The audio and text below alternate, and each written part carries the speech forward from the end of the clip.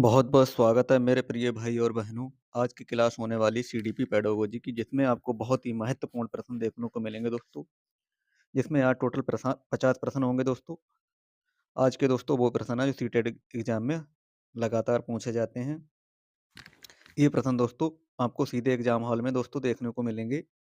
एक-एक प्रश्न सीटेट में दोस्तों आया हुआ है। बहुत ही महत्वपूर्ण आज की क्लास होने वाली है। शुरू करते हैं दोस्तों आज के पहले प्रश्न से।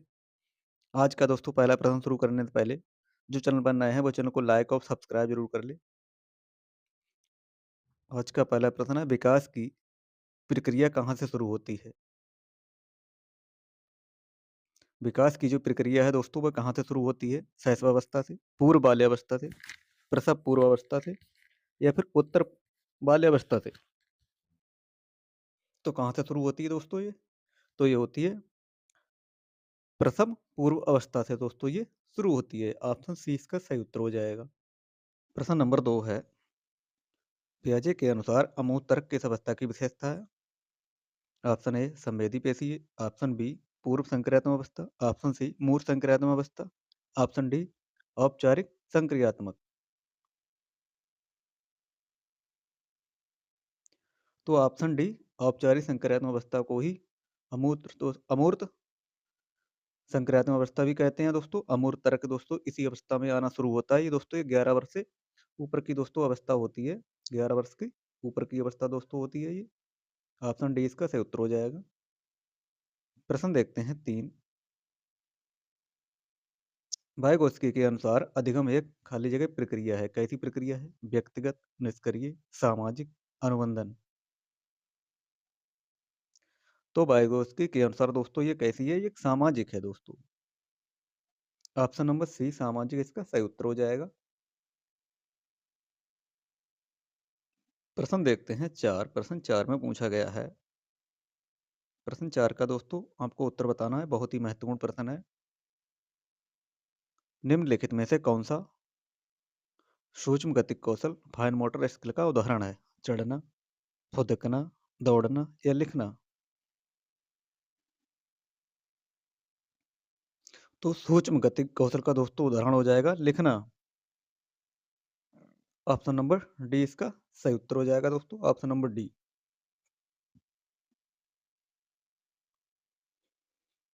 प्रश्न देखते हैं 5। कोहलबर्ग के अनुसार सजा से बचने के लिए नियमों का पालन करना कौन सा स्तर है?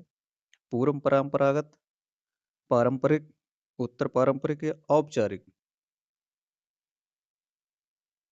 तो सजा से बचने के लिए उन्होंने कौन सा स्तर बताया था? ये पूर्व पारंपरिक, पूर्व पारंपरिक स्तर दोस्तों उन्होंने बताया था। ऑप्शन ए इसका सही उत्तर हो जाएगा। प्रश्न देखते हैं 6। प्रश्न 6 में पूछा गया है, हार्वर्ड गार्डनर के अनुसार दूसरों के विचारों को समझने वाली बुद्धि क्या कहलाती है? अंतः वैयक्तिक बुद्धि, अंतर्वैयक्तिक, प्राकृतिक या भाषाई बुद्धि? प्रश्न 6। तो उसे क्या कहते हैं? इंट्रापर्सनल, अंतर व्यक्तिगत बुद्धि दोस्तों उसे कहते हैं। ऑप्शन नंबर बी इसका सही उत्तर हो जाएगा। स्वयं के विचारों को समझने के लिए अंतः वैयक्तिक और दूसरों के विचारों को समझने के लिए अंतर वैयक्तिक दोस्तों ये बुद्धि हो जाएगी। ऑप्शन बी इसका सही उत्तर हो जाएगा। प्रश्न 7 देखते हैं। प्रश्न 7 में पूछा गया है, संज्ञानात्मक विकास कॉग्निटिव डेवलपमेंट का अर्थ क्या हो जाएगा?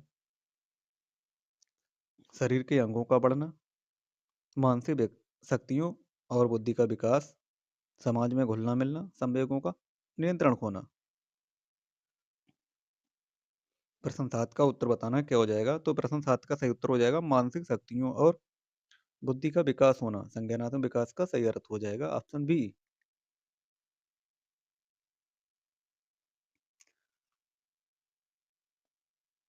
प्रश्न देखते हैं 8। प्रश्न 8 में पूछा गया है, किंडरगार्टन पद्धति या खेल विधि के जनक कौन है? Henrico Froebel, Friedrich Froebel, Maria Montessori या सुकरात? प्रश्न 8 का आपको उत्तर बताना है क्या हो जाएगा? खेल विधि के जनक कौन हो जाएंगे? तो ये फ्रेडरिक थ्रोबेल इसका सही उत्तर हो जाएगा ऑप्शन नंबर बी।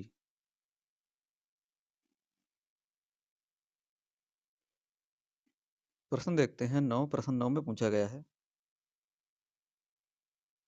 शिक्षण अधिगम प्रक्रिया में सबसे प्रभावशाली विधि कौन सी मानी जाती है? केवल व्याख्यान देना, गलत दोस्तों। पाठ्यक्रम को जोर जोर से पढ़ना, गलत। बोर्ड से नकल करना, ये तीनों गलत हो जाएंगे। तो इसका सही उत्तर हो जाएगा दोस्तों ऑप्शन नंबर बी, करके सीखना या प्रोजेक्ट कार्य, इसका सही उत्तर हो जाएगा ऑप्शन बी। प्रश्न देखते हैं 10, बाल केंद्रित शिक्षा में शिक्षक की भूमिका क्या होती है? तानाशाही की, गलत हो जाएगा दोस्तों। कठोर अनुशासन बनाए रखने वाले की, गलत दोस्तों। केवल व्याख्यान देने की, दोस्तों ये भी गलत हो जाएगा। तो इसका सही उत्तर हो जाएगा ऑप्शन नंबर बी, इसका सही उत्तर हो जाएगा, एक मार्गदर्शक और सुगमकर्ता की अहम भूमिका हो जाएगी ऑप्शन नंबर बी। इस प्रकार के दोस्तों प्रश्न लगातार पूछे जाते हैं, तो एक भी प्रश्न को बिल्कुल भी मिस ना करें। प्रश्न 11 देखते हैं, INCF 2005 के अनुसार सीखना क्या है? ज्ञान का निर्माण, रटना, निष्क्रिय प्रक्रिया, केवल परीक्षा की तैयारी। तो केवल की परीक्षा की तैयारी नहीं करना है, निष्क्रिय दोस्तों ये भी गलत हो जाए, रटना ये भी गलत हो जाएगा। तो सही उत्तर इसका हो जाएगा ज्ञान का निर्माण करना, ऑप्शन नंबर ए, ज्ञान का निर्माण, इसका सही उत्तर हो जाएगा ऑप्शन नंबर ए। प्रश्न देखते हैं दोस्तों, अगला प्रश्न देखते हैं, प्रश्न नंबर 12, आकलन असेसमेंट असेसमेंट का मुख्य उद्देश्य क्या होना चाहिए? छात्रों को फेल या पास घोषित करना, गलत दोस्तों। क्या करना है? सीखने में कमी की पहचान और सुधार करना, इसका सही उत्तर हो जाएगा ऑप्शन नंबर बी।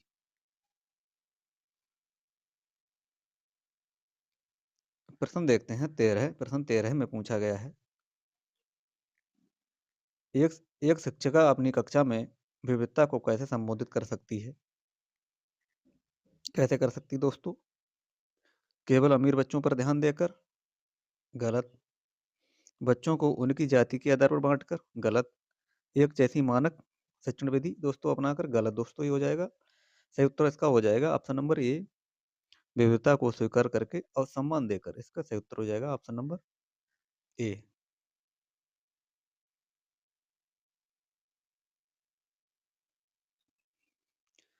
प्रश्न देखते हैं 14, प्रश्न 14 में पूछा गया है, जीन पियाजे के अनुसार स्कीमा क्या है? शारीरिक क्रिया, गलत। अधिगम का अनुभव, गलत। रक्षात्मक युक्ति दोस्तों गलत। क्या हो जाएगा? सूचनाओं का संगठित एक पैकेट, ऑप्शन बी इसका सही उत्तर हो जाएगा।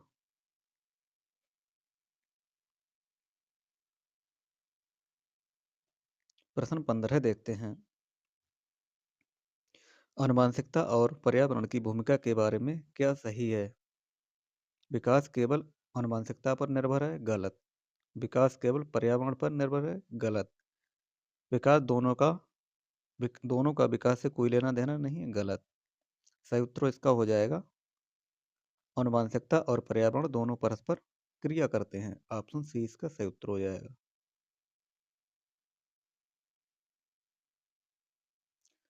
प्रश्न 16 देखते हैं, 16 में पूछा गया है, किशोरावस्था को तनाव और तूफान की अवस्था कहते हैं, ये किसने कहा? स्टेनली हॉल, थॉर्नडाइक, स्किनर या फ्राइड? तो ये किसने कहा है? तो ये स्टेनली हॉल के द्वारा दोस्तों ये कथन कहा गया है, ऑप्शन नंबर ए इसका सही उत्तर हो जाएगा। स्टेनली हॉल ने दोस्तों ये कहा था कि किशोरावस्था को तनाव और तूफान की अवस्था भी कहते हैं, ऑप्शन नंबर ए इसका सही उत्तर हो जाएगा। प्रश्न 17 देखते हैं, जिसमें पूछा गया है, प्रगतिशील कक्षा में छात्र कैसे सीखते हैं? केवल पाठ्यक्रम से, गलत। पुरस्कार पुरस्कार के डर से, गलत। निष्क्रिय श्रोता के दोस्तों के रूप में, ये भी गलत हो जाएगा। तो बच्चे कैसे सीखते हैं? बच्चे सीखते हैं दोस्तों सक्रिय अन्वेषण के रूप में, सक्रिय अन्वेषण इसका सही उत्तर हो जाएगा, option number B. Option B इसका सही उत्तर हो जाएगा। प्रश्न देखते हैं 18, जेंडर दोस्तों क्या है? जैविक है, सामाजिक संरचना है, मनोवैज्ञानिक, विशेषता है या जन्मजात गुण है? तो जेंडर क्या है? जेंडर दोस्तों ये एक सामाजिक संरचना है, समाज के दोस्तों द्वारा ये दी गई है। ऑप्शन नंबर 20 का सही उत्तर हो जाएगा। एक सामाजिक संरचना इसका सही उत्तर हो जाएगा, ऑप्शन बी।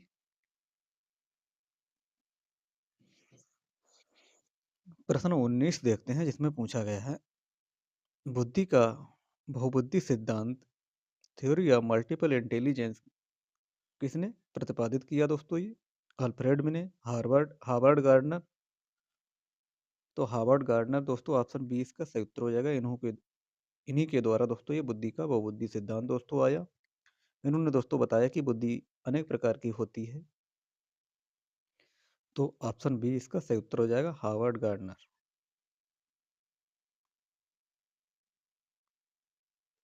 प्रश्न 13 देखते हैं। प्रश्न 13 में पूछा गया है ले बायोस्की के अनुसार पाड़ स्कैफोल्डिंग का क्या अर्थ है?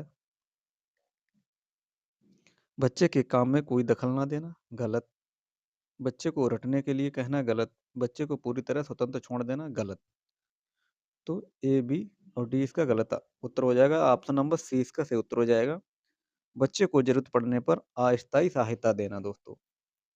बच्चे को जरूरत पड़ने पर अस्थायी सहायता देना इसका सही उत्तर हो जाएगा, ऑप्शन नंबर सी। प्रश्न देखते हैं 21। सृजनात्मकता क्रिएटिविटी का सबसे प्रमुख लक्षण कौन सा है? कम बुद्धि लब्धि, अपसारी चिंतन, अति सक्रियता। प्रश्न 21। तो अपसारी चिंतन, डाइवर्जेंट थिंकिंग इसका सही उत्तर हो जाएगा, ऑप्शन नंबर सी। दोस्तों अपसारी चिंतन दोस्तों ये पॉजिटिव होता है, तो ये सही उत्तर हो जाएगा, option number B. Option number C इसका सही उत्तर हो जाएगा।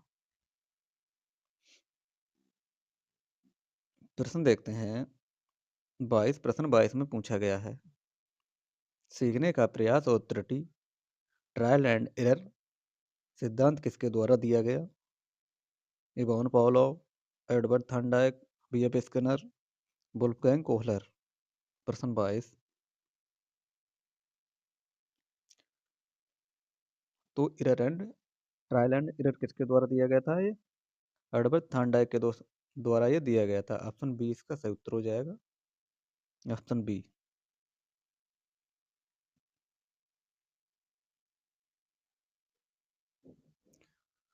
प्रश्न 23 देखते हैं। 23 में पूछा गया है राष्ट्रीय शिक्षा नीति एनईपी 2020 मुख्य रूप से किस पर बल देती है?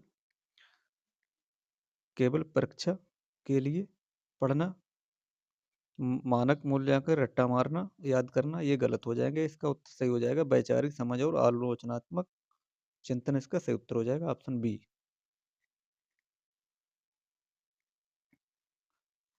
ऑप्शन बी इसका सही उत्तर हो जाएगा।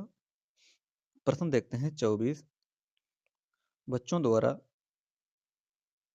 बच्चों द्वारा की गई गलतियां एक शिक्षक के लिए क्या दर्शाती हैं? बच्चे की लापरवाही और अनुशासनहीनता, शिक्षक की असफलता, बच्चे की सोच और सीखने की प्रक्रिया को समझने का अवसर, या बच्चे की कम बुद्धि लब्धि। तो क्या दर्शाती हैं गलतियां बच्चों की? बच्चों की सोच और सीखने की प्रक्रिया को समझने का अवसर, इसका सही उत्तर हो जाएगा, ऑप्शन नंबर सी।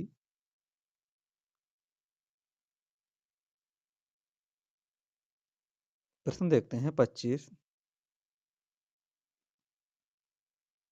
बच्चे के समाजीकरण की द्वितीय सेकेंडरी संस्था कौन सी है? परिवार, विद्यालय और मीडिया, माता पिता, पास पड़ोस के छोटे बच्चे।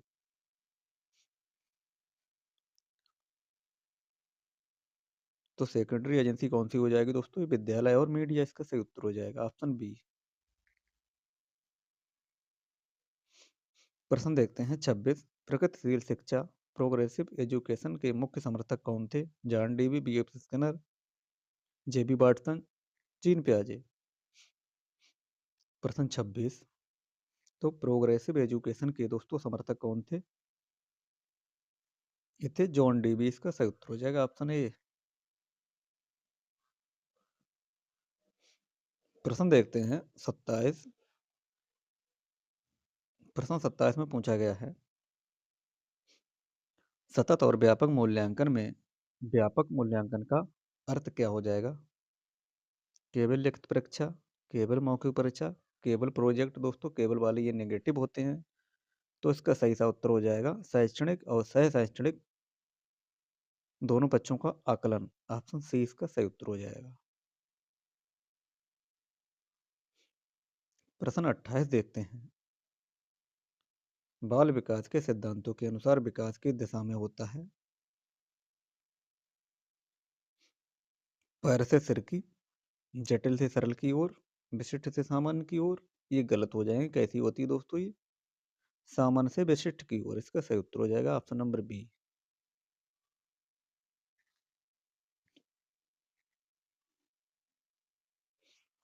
प्रश्न देखते हैं 29। भाषा अर्जन यंत्र एलईडी की अवधारणा किसने दी? लेव Vygotsky, Noam Chomsky, gene पियाजे, BF Skinner. तो दोस्तों ये किसने दी? ये नोम चॉम्स्की के द्वारा दोस्तों। ऑप्शन बी इसका सही उत्तर हो जाएगा, नोम चॉम्स्की।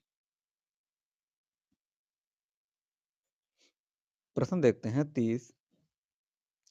एक छात्र के एक छात्र के कार्यों का वह संग्रह जो उसकी प्रगति को दर्शाता है, क्या कहलाता है? रेटिंग स्केल, पोर्टफोलियो, एनकोडोटल रिकॉर्ड या चेक लिस्ट। तो क्या दर्शाता है दोस्तों? वह दर्शाता है पोर्टफोलियो। पोर्टफोलियो इसका सही उत्तर हो जाएगा ऑप्शन नंबर बी। इसमें दोस्तों बच्चे के सारे रिकॉर्ड होते हैं दोस्तों। तो ऑप्शन बी इसका सही उत्तर हो जाएगा।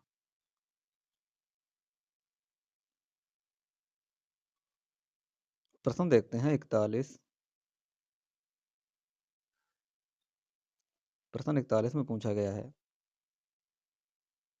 पियाजे के अनुसार मूल संक्रियात्मक अवस्था कॉन्क्रीट ऑपरेशनल स्टेज की आयु सीमा क्या है? 0 से 2 वर्ष, 2 से 7 वर्ष, 7 से 11 वर्ष, 11 से 15 वर्ष। तो 7 से 11 वर्ष इसका सही उत्तर हो जाएगा ऑप्शन नंबर सी।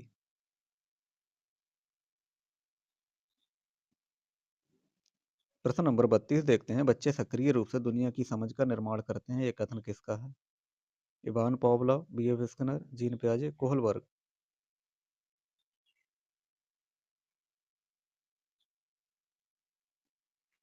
तो जीन पियाजे इसका सही उत्तर हो जाएगा ऑप्शन नंबर सी। प्रश्न 33 देखते हैं दोस्तों, कक्षा में छात्रों को प्रश्न पूछने के लिए क्या करना चाहिए? हतोत्साहित करना चाहिए, गलत। रोकना चाहिए, गलत। सजा देनी चाहिए, गलत हो जाएंगे। क्या करना चाहिए? प्रेरित करने चाहिए दोस्तों। छात्र जितने प्रश्न पूछेंगे उतना ही दोस्तों उसमें क्या क्रिएटिविटी आएगी दोस्तों। ऑप्शन सी इसका सही उत्तर हो जाएगा।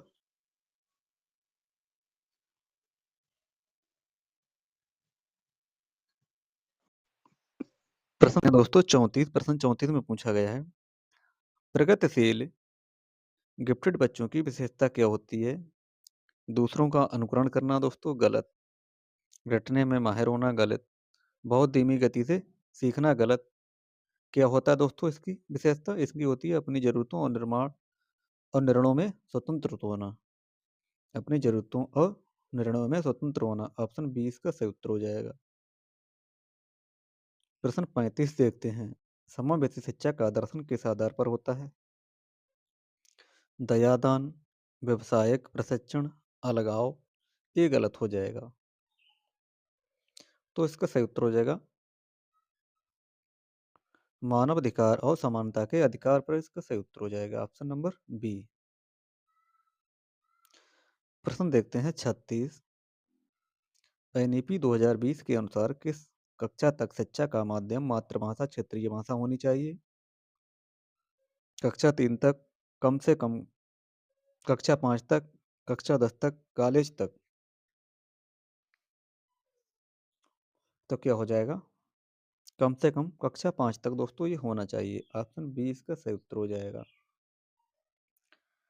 प्रश्न देखते हैं दोस्तों 37। प्रश्न 37 में पूछा गया है, अनुकरण इमिटेशन द्वारा सीखने की प्रवृत्ति सबसे अधिक किस अवस्था में पाई जाती है? शैशवावस्था, किशोरावस्था, प्रौढ़ावस्था या वृद्धावस्था।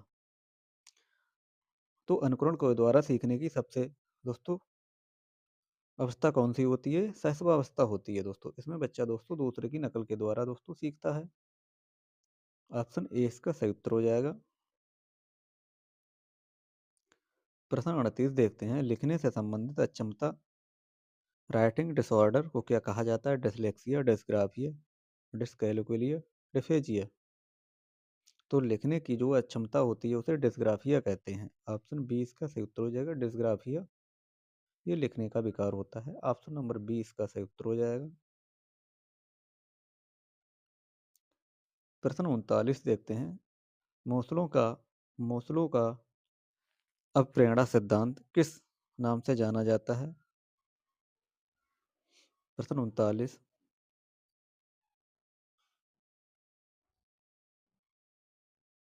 तो किस नाम से जाना जाता है?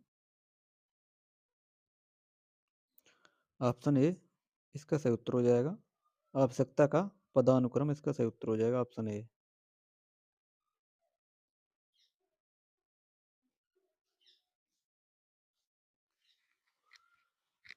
एक समावेशी शिक्षक को अपनी कक्षा में कैसा माहौल सुनिश्चित करना चाहिए? केवल डराने वाला, गलत। बहुत शांत और निर्जीव, गलत। अत्यधिक प्रतिस्पर्धा, ये भी गलत हो जाएगा। सही उत्तर हो जाएगा बच्चों के लिए सुरक्षित और स्वीकार्य भययुक्त दोस्तों होना चाहिए। ऑप्शन नंबर 20 का सही उत्तर हो जाएगा। प्रश्न देखते हैं 41। कोहलर ने अपने प्रयोगों के माध्यम से किस सिद्धांत को जन्म दिया? प्रयास और भूल, अंतर्दृष्टि या सूझ का सिद्धांत, अनुकूलित अनुक्रिया या सामाजिक अधिगम। तो क्या बताया? अंतर्दृष्टि या सूझ का सिद्धांत। ऑप्शन 20 का सही उत्तर हो जाएगा।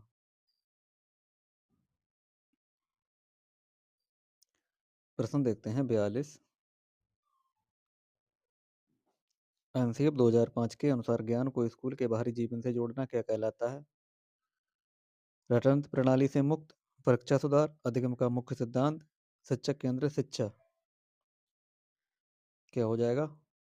तो इसका सही उत्तर हो जाएगा दोस्तों अधिगम का मुख्य सिद्धांत। इसका सही उत्तर हो जाएगा ऑप्शन नंबर सी।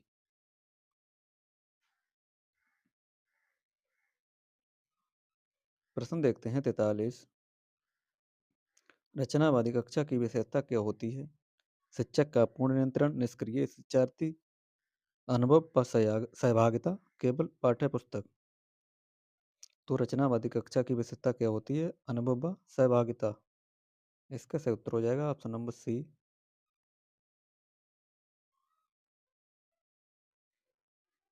प्रश्न देखते हैं 44। किस मनोवैज्ञानिक वैज्ञानिक ने निकट विकास क्षेत्र जेडपीडी का सिद्धांत दिया? पियाजे, कोहलबर्ग, वाइगोस्की या थॉर्नडाइक। तो जेडपीडी का सिद्धांत किसने दिया? वाइगोस्की ने दोस्तों दिया था। ऑप्शन नंबर सी इसका सही उत्तर हो जाएगा। वाइगोस्की इसका सही उत्तर हो जाएगा, ऑप्शन सी। प्रश्न 45 देखते हैं, अधिगम की सबसे प्रभावी विधि कौन सी मानी जाती है? रटंत, व्याख्यान, अनुभव आधारित या दंड आधारित। प्रश्न 45।